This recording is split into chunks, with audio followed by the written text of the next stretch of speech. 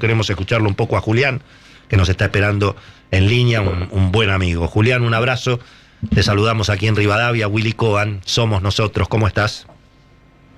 ¿Qué tal, Willy? ¿Cómo andas? Un gran gusto volver a estar en el programa, por supuesto, y un gran abrazo para vos también. Bueno, ¿cómo estamos? Contanos un poco desde tu punto de vista, tanto con la información que manejás y tu capacidad de análisis, en dónde estamos y cómo crees que sigue y qué es lo que hay que prestar atención en las próximas horas.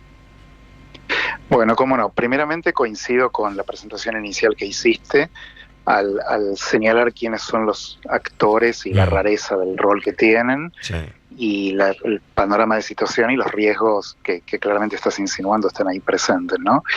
Estos últimos desarrollos, ahora los analizamos, pero antes quiero responder un interrogante con el que arrancaste, que era si estamos peor que antes. Y la verdad que sí. La verdad que estamos peor que antes. O sea, el estrecho de Hormuz no estaba bloqueado antes de la guerra, los precios del petróleo no estaban donde están ahora antes de la guerra, y todo el clima de riesgo bélico internacional no estaba como antes de la guerra. Habiendo dicho esto, sin embargo, es importante ver un poco de perspectiva. Esta era una guerra, a mi modo de ver, inevitable. No sé si ahora o en un año, pero realmente era inevitable. Acá hay un punto que hay que marcar, porque muchos creen que es una guerra electiva, y sobre todo viniendo de Donald Trump como un caprichoso que invadió Venezuela y amenazó Groenlandia, y estaba atosigando a Cuba y ahora entra con Irán.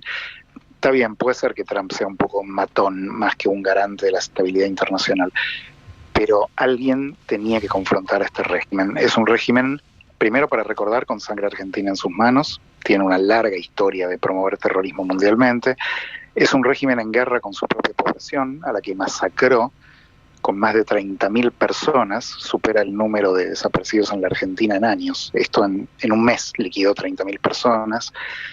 Es un régimen que amenaza con la destrucción de Israel y abiertamente lo dice, y creo que lo hemos charlado en uno de nuestros diálogos cuando mencionaba que tenían un reloj con una cuenta regresiva en una plaza principal que marcaba la destrucción de Israel, que en la guerra anterior Israel lo explotó.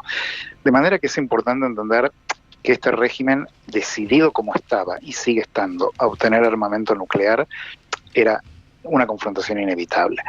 Ahora, yendo más específicamente a lo que está ocurriendo acá, bueno, se complicó mucho porque Irán, que es una potencia mediana, confrontó con una potencia mundial militar como es Estados Unidos y una potencia militar regional como es Israel, y logró resistir. A pesar de que fue seriamente golpeada, convirtió esta guerra en una guerra de convencional, porque es interestatal, en asimétrica, logrando bloquear el estrecho de Hormuz con drones y botes de alta velocidad y demás, a pesar de que su marina está destruida. Acá hay una confusión que hay que aclarar. La marina del ejército está destruida, pero la marina de las guardias revolucionarias, que son estos botes de alta velocidad, la capacidad de poner minas en el estrecho de Hormuz, atacar con drones a los barcos, eso solo en un 40% se destruyó. Y esto explica por qué pueden todavía estar haciendo esto. Su estrategia también de atacar a los países del Golfo, las refinerías, de alguna manera de tomar de rehén a la economía global, esto le dio un poder desproporcionado, y además Irán no tiene responsabilidades internacionales como tiene Estados Unidos. Entonces no rinde cuentas ni domésticamente ni mundialmente. Y esto ha hecho que caiga la presión sobre Estados Unidos como iniciador además de la guerra, ¿no? Ahora, Julián, habíamos visto el método Trump, era, viste, como en el póker, digamos, una especie de blufear, como se dice, amenazaba con hacer destruir una civilización y demás, y después, digamos, negociaba, un clásico negociador, ¿no? Esto que plantea él ahora, de una especie de batalla naval mundial, con la Marina de los Estados Unidos bloqueando el estrecho de Hormuz, eso, digamos, es algo, y además persiguiendo barcos por todos los mares que hubieran pagado peaje a Irán. ¿Eso es es posible, digamos, o es otro blef de Trump? Mira, no es fácil responder por la personalidad de Trump, ¿no? Que es muy errática y cambiante de opinión velozmente. Pero intuitivamente, mi instinto político me dice que esto no es un bluff. que en este caso parecieran estar decididos a hacerlo. Y es implementable además. O sea, militarmente Estados Unidos, esto es un tema que hay que dejarlo en claro, a pesar de las limitaciones. Militarmente Estados Unidos supera a Irán, tiene la capacidad de hacer lo que dice que va a hacer.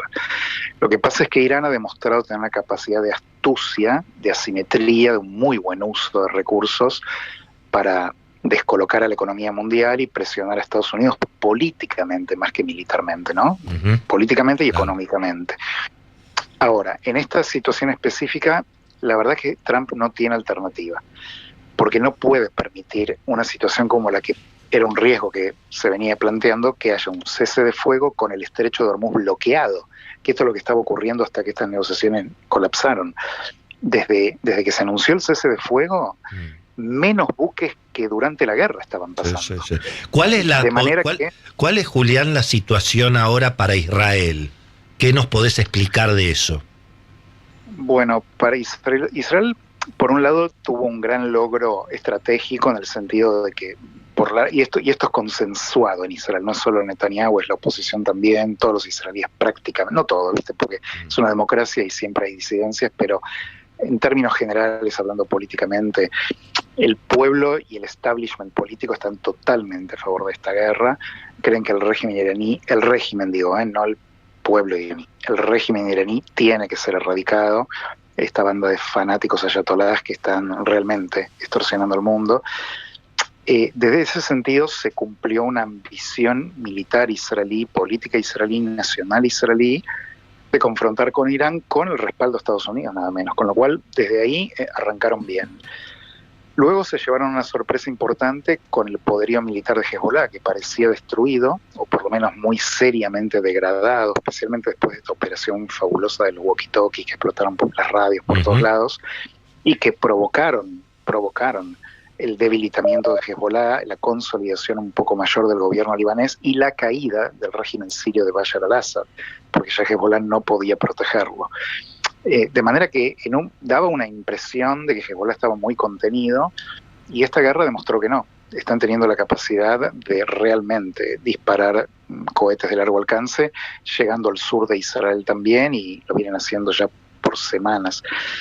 Acá hay una gran sorpresa. Entonces, esto un poco, lo que es en teoría, punto disruptivo entre Irán y Estados Unidos, si el Líbano está incluido en la tregua o no. Irán quiere que esté incluido porque no quiere que Hezbollah siga siendo más debilitado, y Israel no quiere que esté incluido, pues necesita proteger su frontera norte y todo el país, de hecho, y Estados Unidos, por su parte, quiere mantener un arma todavía de presión contra Irán, entre otras, ¿no? O sea que estamos básicamente en un córner, en una encrucijada, claramente, ¿no? Una situación de extrema tensión, ves, para el arranque de la semana, evidentemente, ¿no?